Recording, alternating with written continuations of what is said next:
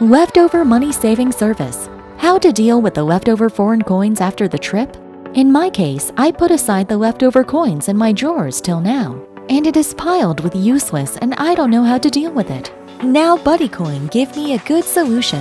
BuddyCoin reserves domestic and foreign coins and converts them into points to support economical travel. As you can see on the screen, you can save the remaining Korean bills and coins from BuddyCoin kiosk and convert them into points to the pay you use.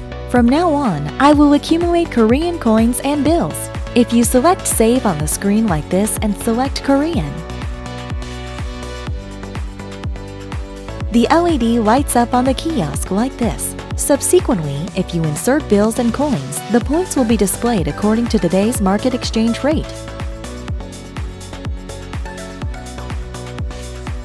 Now press OK to get the QR receipt. If you scan this QR receipt in the BuddyCoin app like this, you will be able to earn points for the mobile app. All of this is done in less than a minute. Accumulated points can be converted directly to e-money such as Alipay, WeChat Pay, etc., which you use. Will be opened in the first half of 2021.